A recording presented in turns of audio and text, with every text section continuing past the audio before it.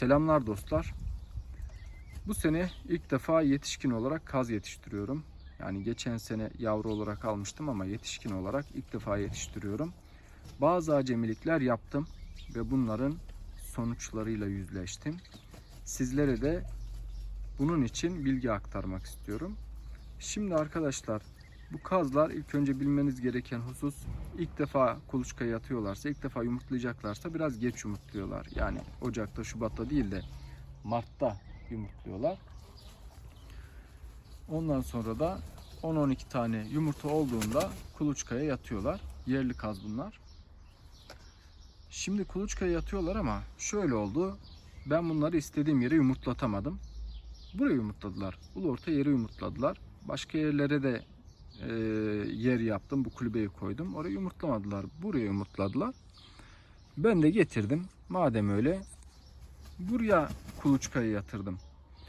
Kulübeyi de üstlerine koydum. Böyle geldiler, yattılar. Şimdi bir tanesi yattı.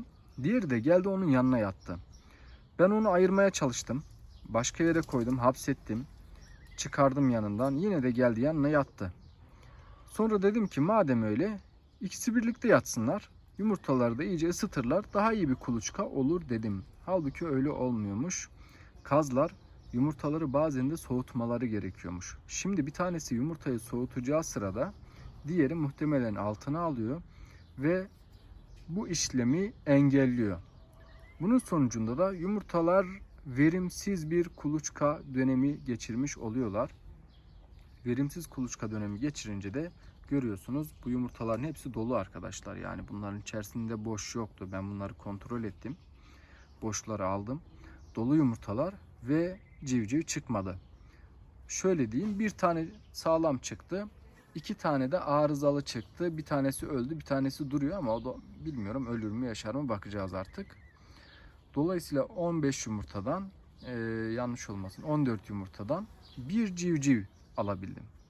Şimdi bunu yapmasaydım muhtemelen daha verimli bir kuluçka süresi geçecekti ve daha fazla civciv çıkacaktı muhtemelen. Ama birlikte yattıkları için hem birbirlerine de engel olmuşlardır muhtemelen. Belki yumurtaları fazla çevirdiler, bilmiyorum. Ya çok ısıttılar. Birlikte yattıkları için kötü bir kuluçka dönemi geçirmiş oldular ve yumurtaların çoğu da böyle görüyorsunuz ziyan oldu. Bunlara dikkat edin. Kazları ayırın. Birlikte yatırmayın. Kesinlikle izin vermeyin buna. Siz de benim gibi bu şekilde yumurtaları ziyan etmeyin.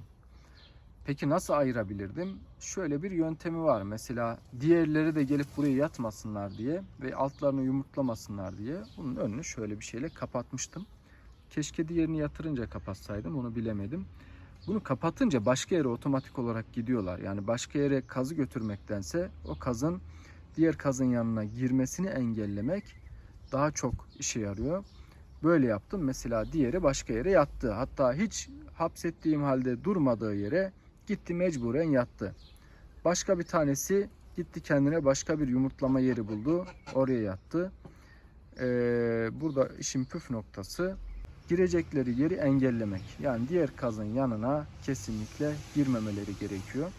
Mesela gelecek sene şöyle bir şey yapmayı düşünüyorum.